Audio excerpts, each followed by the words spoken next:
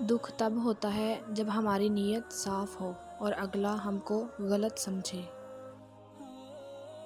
بھروسہ وہ نازک شیشہ ہے جو ایک مرتبہ ٹوٹ جائے تو پھر کبھی نہیں جڑتا، اور اگر کبھی جڑ بھی جائے تو چہرے دو ہی نظر آتے ہیں۔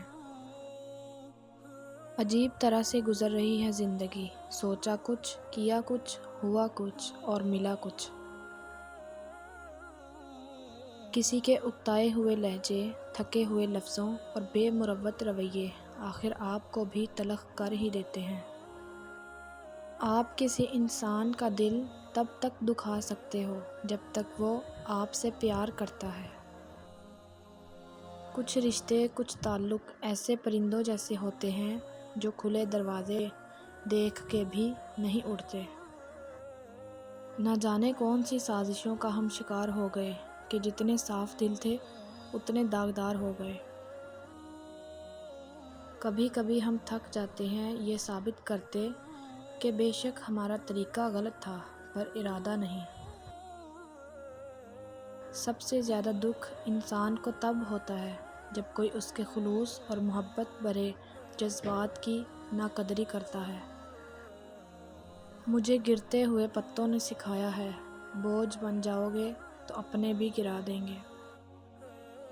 چپ سے بڑی کوئی بد دعا نہیں۔ انسان جب بولتا ہے تو قدرت خاموش رہتی ہے، اور جب بندہ خاموش ہو جاتا ہے تو قدرت انتقام لیتی ہے، اور بے شک اس کا انتقام بہت برا ہوتا ہے۔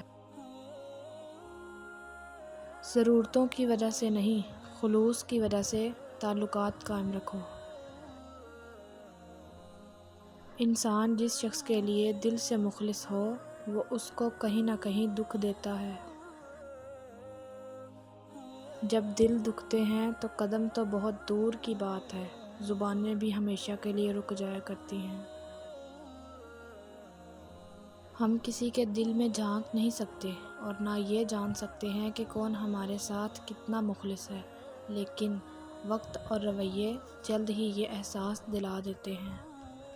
اپنے الفاظ کے غلام بننے سے بہتر ہے کہ اپنی خاموشی کے حکمران بن جائیں۔ مجھے قدرت کے ایک عمل سے بہت پیار ہے، مکافات عمل۔ سکون سا آ جاتا ہے یہ لفظ سن کر کہ جو جیسا کرے گا وہ ویسا بھرے گا۔ اپنی کسی بھی خواہش کو جنون مت بنانا، کیونکہ زندگی میں کچھ چیزیں ایسی بھی ہوتی ہیں جو ہمیں کبھی بھی نہیں مل سکتی۔ زندگی میں سب لوگ رشتہ دار یا دوست بن کر نہیں آتے، کچھ لوگ سبق بن کر بھی آتے ہیں۔ اپنے آپ پہ بھروسہ رکھیں، آج نظر انداز کرنے والے کل کو طلبگار ضرور بنیں گے۔ وقت اچھا ہو تو آپ کی غلطی بھی مذاق لگتا ہے، وقت خراب ہو تو مذاق بھی غلطی بن جاتا ہے۔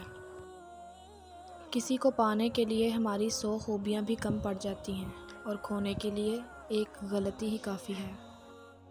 ہمیشہ اپنی چھوٹی چھوٹی غلطیوں سے بچنے کی کوشش کرو، کیونکہ انسان پہاڑوں سے نہیں پتھروں سے ٹھوکر کھاتا ہے۔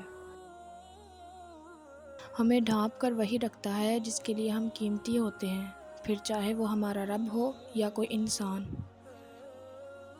زیادہ سمجھدار اور زیادہ بیوقوف میں کوئی فرق نہیں ہوتا، کیونکہ یہ دونوں کسی کی نہیں سنتے۔